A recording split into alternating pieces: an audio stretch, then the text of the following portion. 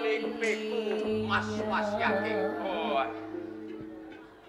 Nganake sayembara wis kok pikir. Sebab apa? Pripun? Nek nganti ana manusa sing bisa nyempal baumu kiwa lan tengen, muktine adimu ancik-ancik marang sanubarimu lan pangorbanan.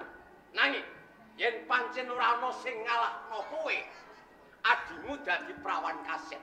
Iki wis kok mikir. Sing mikir niku mboten kula. Sing mikir kudune sampean. Kok wis wani melu mlebu adon-adon? Kok yen ana randane bupati ngoten pripun?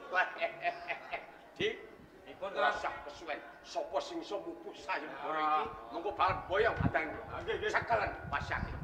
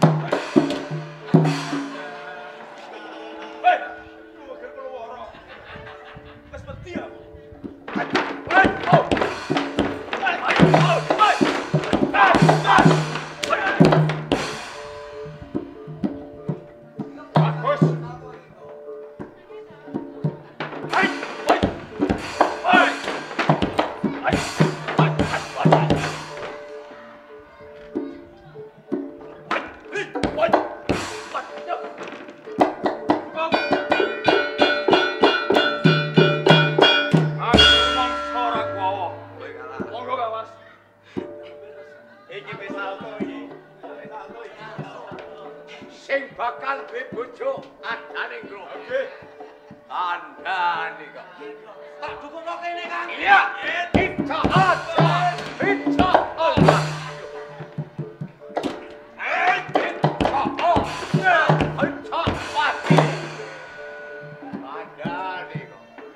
Iya, ucapan waktu.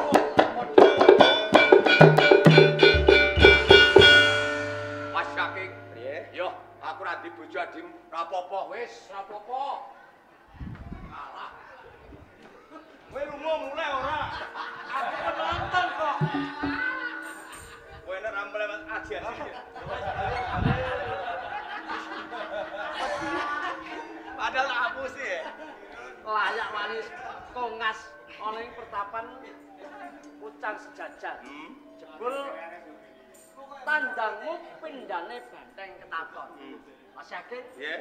Ing papan iki aku pengen jajal lan ngukur sepiro.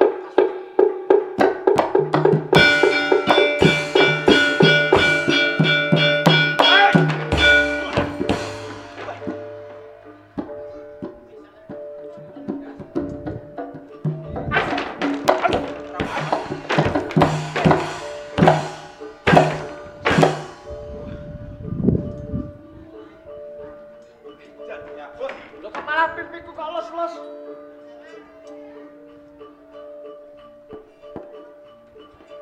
Baik. Ayo sebelum.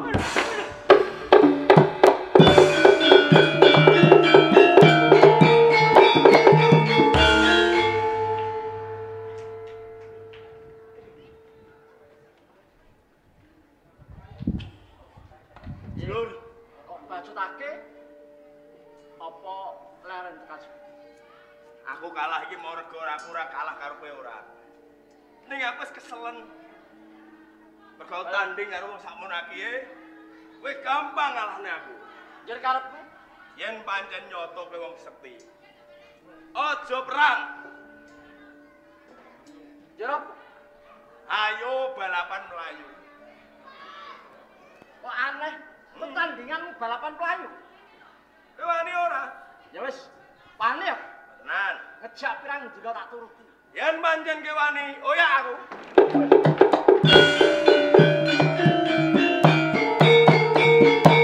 Pamer. Ya. Sepi angin bakal musuh kowe.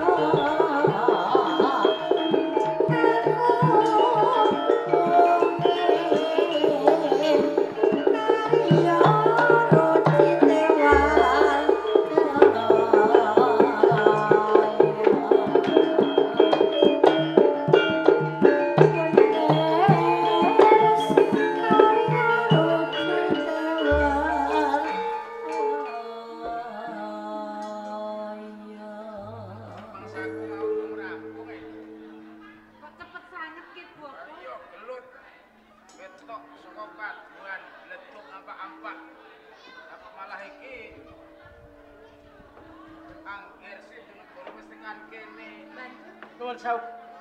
Pancen salebetipun adon-adon perang candhi. Kula sampun saged ngasuhaken wasiat.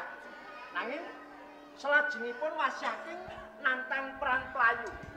Sinten ing saged dumugi wonten ing pertapan Pucang Sejajar Langkung Rumiyin menika ingkang nimpah.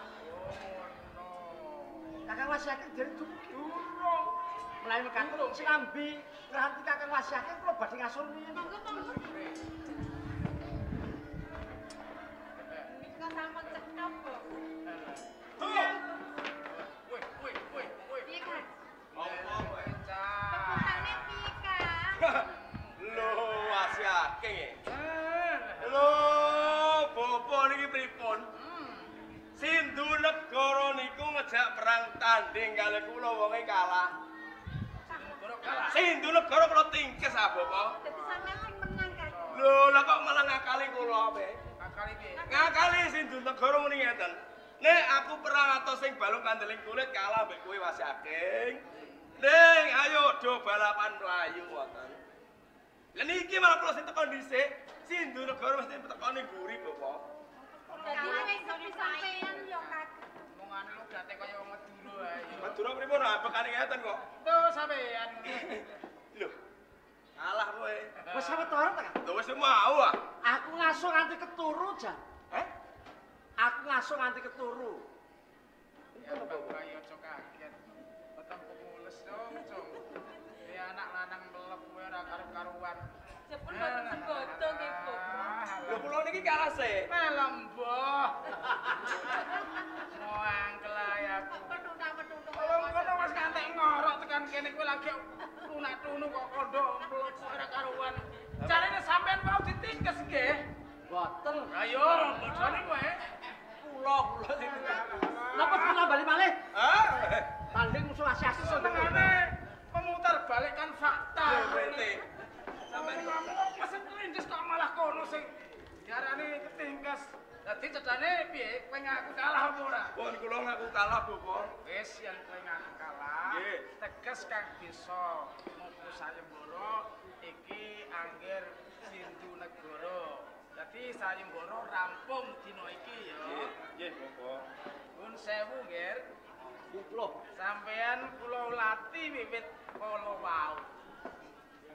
Jroning ati kula duweni rasa pitakon. Nek asma mun genah, mun cetha Sindu negara. Nanging nitik dhateng pangagem panjenengan iki ora lumrahe wong sak-sake kang urip ana ing Karang Pradesan. Pramila nggih, Ger, monggo kula aturi bloko kemawon. Estunipun panjenengan menika saking pundi, Oh nggih. Bapak, tuhunipun pancen kula menika Prabu Sindu Negara saking Tanjung Anom. Saking Tanjung Anom.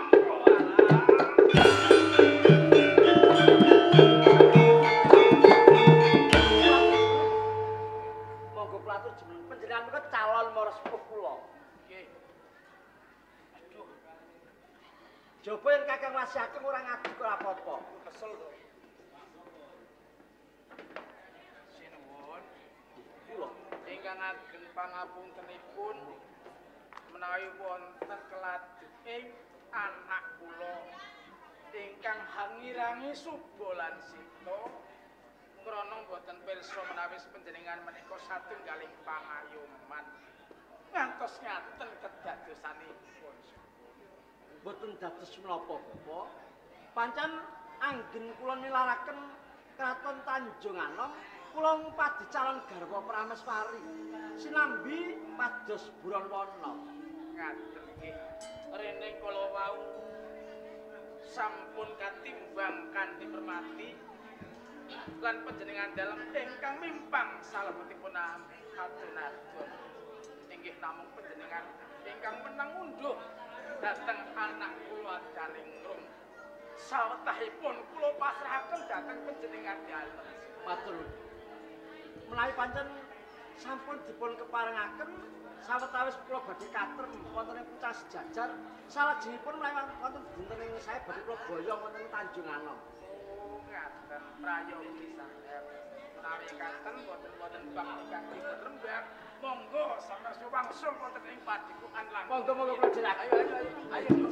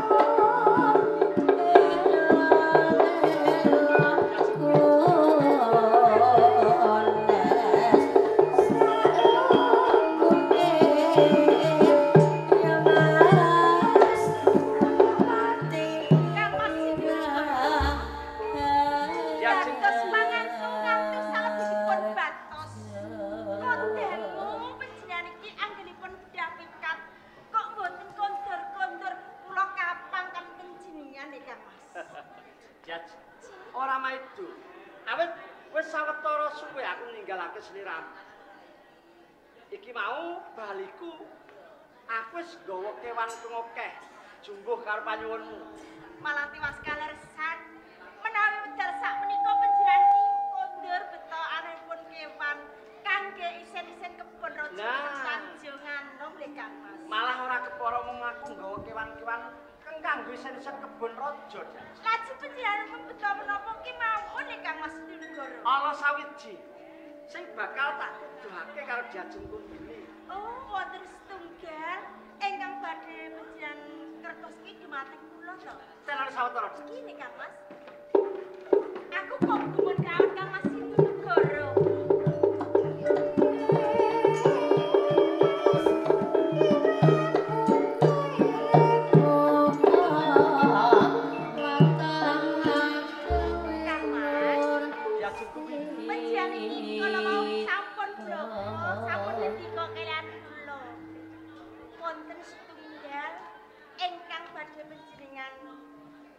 Tepungaken dumateng kula le Kang Mas. Lajeng pundi kewanipun to Mas? Bot ora kewan kok. Napa? Sing arep tak tepungake kalau Diajeng Kumbini iki.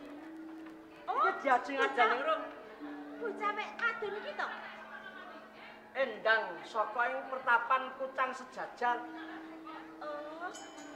Adaningrum bocah saking Pucang Sejajar.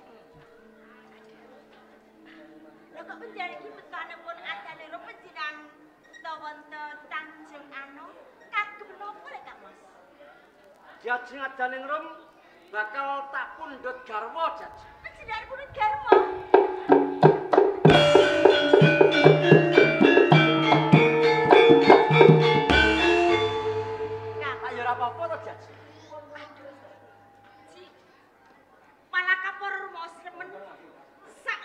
batos kula. Panjenengan iki bloko menawi adanipun badhe panjenengan pundhut garwa. Ji, kula sampun rumaosi Jika Mas. Panjenengan anggenipun bebrayan kalian kula sampun dangu. Panjenengan niku kepengin gadahi turun. Kamangka kula boten saged menehi turun kalian panjenengan nih Kang Mas. Ya kuwi lho. Sing saiki ndadekake bungahe atiku. Malah kapara jajeng adaning rum saiki wis bobot jajeng. Betul sakmenika adanipun sampun bobot.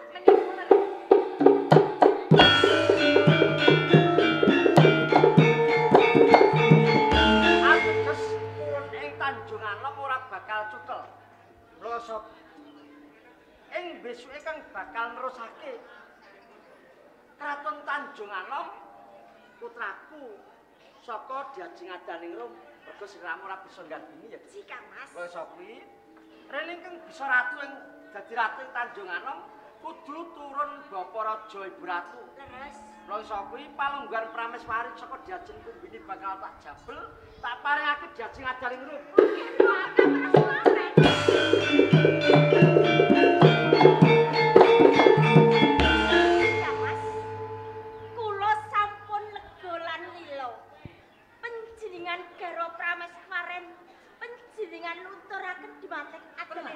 Ora apa-apa. Lega wae to. Lega lan lilo. Jalaran kula sampun krumangsani yen kula niki mboten gadahi turun kalian panjenengan ingkang gadah turun menika ngacutake Kraton Tanjung Anom ana kaya ngono. Kang Mas. Matur nuwun sanget kanggo Jajeng rene jajeng kumbine saka pucang sejajar tumekang Tanjung Anom uga rasa sayang. Sawetara aku bakal ngasul wis. Oh, badhe ngasul. Monggo Kang Mas.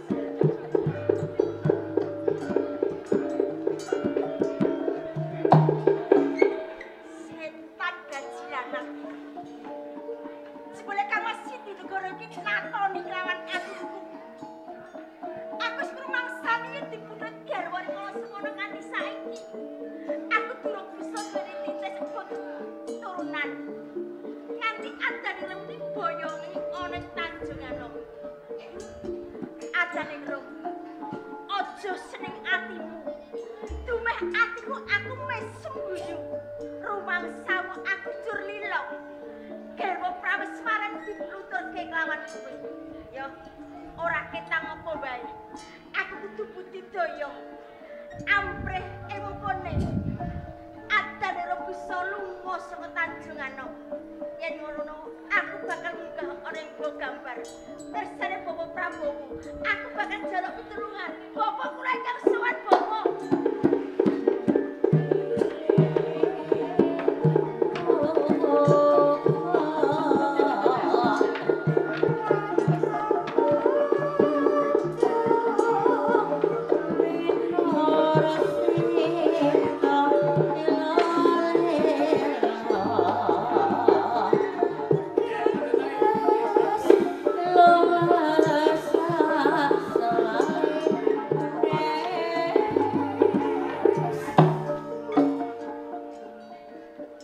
Pirang-pirang dina iki ora kaya padanan.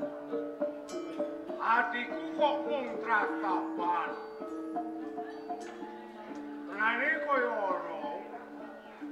Kaya dene wong ninggal bayi ku papan ana sak pinggiring kali. Hawane uga beda karo padanan.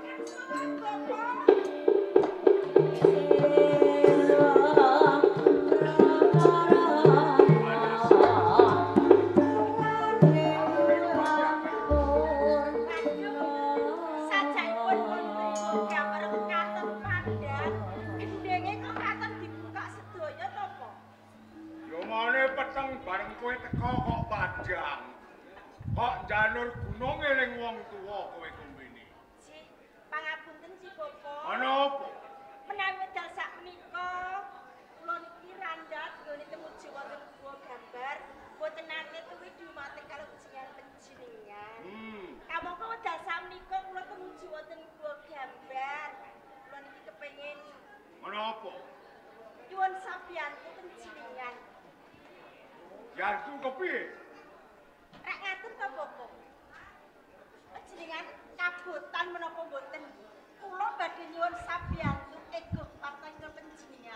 tok karepake apa kumbini? Engkang kula kajengaken Bapak. Kula rak sampun dangu diwengkut dening Kang Mas Sindunegara. Wonten Tanjung Anom. Arek yo wis mukti to. Sampun mukti sampun rumangsa kepenak. Mulya uripku mergo kawengku priyagung. Duwe kalenggahan bupati ana ing Tanjung Anom. Lah kok isih njaluk iko karo wong tuwa ki dikohake kepiye meneh? Bapak ora ngaten to. Sasampunipun garwa kula menika mundhut dumateng kula. Piyambakipun nyuwun pamit dumateng kula bedah pikat kepengin golek isen-isen kebon raja wonten Tanjung Anom. Iya iya. Malah sampun kelampahan piyambakipun bedah pikat. Wis kelakon. Sih, kondoripun lho Bapak. Mestinipun anggenipun bedah pikat kita. Ayo mlowo bulan wana. Nek boten. Lah sing digawa ki apa? Ingkang dipun beto kalian garwa kula Kang Mas Sindunegara iki bocah wadon. Bocah wadon. Nggih, Lah bocah saka ngendi ku? saking pertapan Kujang Jajar ingkang nami Adaniro. Ora terus karepe bojomu. Kekajenganipun garwa kula Kang Mas Sindunegara. Boyongi Adaniro. Malah kaporo le, Bapak. Adaniro menika dipundhut garwa kalian piyambakipun. Sing kowe dimaru. Nggih. Ayo ora apa-apa to wong priyagung kuwi garwane luwih saka siji ki lak lumrah. Boten menapa-napa le. Sing wigati lak dicukupi lahir lan batinmu. Sing dadol Apa sing dadi gelane ati? kula. Hmm. Bareng Adaniro diboyongi saking Tanjung Anom. Iya. Malah kaporo. Garwa Prameswari ingkang dipun paringaken dumateng kula. Pedal sakmenika dipun jabel, dipun paringaken dumateng Adaniro Bapak. Kula rumos. Boten remen kula niku rumos sakit sanget sampun batas kula lho Bapak. Lho atimu. Nggih, Maune kowe iki garwa Prameswari. nggih. Dijabel, Dijaluk, jabel. diwenehake karo Adaniro. Sinten ingkang boten gelo Bapak? jur karepmu. Kekajengan kula amprih Adaniro saged ninggalaken wonten Tanjung Anom. Kados pundi caranipun? Jalane medal sakmenika sampun bobot Adaniro. Ora ketang kepiye kowe iki yo anak muridku. Ana laramu aku melu ngrasake. Nadyan to kowe mukti sawetara kowe lali karo wong tuwa. Ade pangapunten nggih Bapak. Nek adyono karepotan ini wong tuwa sing tak jaluki tulung. Alah, Nek penak meneng wae. Kampun ngucik kados ngaten kula ni sampun kekono katalupan kaliyan Ya panjenengan. ora apa-apa. Menungso urip iki kurang luwih, ya to? Owah lan gingsir ora ana barang kelang. Yen pancen tahtu atine. Kowe kepengin malserik mergo kalungkuamu dijabel karo Menika leres. bojomu. Kamangka wedal sakmenika Adaniripun sampun bobot. Kedah saged oncat saking Tanjung Anom. Tak nek kata. Cengkese. Santrete. Adaniro anggenipun bobot badhe penjelasan. Tak sanete ben rusak. Waduh. Kuwi dalaning kamukten kowe bali lungguh dadi Prameswari. Matur sembah nuwun Bapak.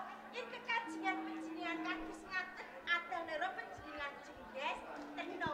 Tartamtu anggenipun lairaken sipun lan jabang dibayar kawon juta musuh. Wah, cacat. Bakal wirang. Terono, jenggesku kalau munyeng. Kalau munyeng, wah.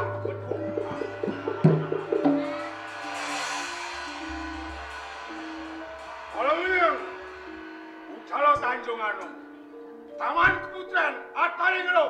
Budal. Aha.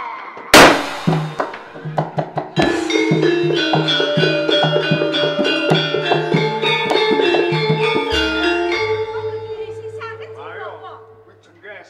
Jengges. Nah, minggu wis mlebu ning ragane kari bakal rusak punang jabang. Wong kari ngenteni. Kepiye mengko kedadiane? Bapak, redene wedal sakmenika panjenengan sampun jengges nami nenung kalian Adaniro. Iya, no. Menawi ngaten kula nyuwun pamit sawetawis kula badhe kondur. Ora nginep dhisik. Mangke mangertosi kalian garwa kula Oh, kados ngono. pundi. Ya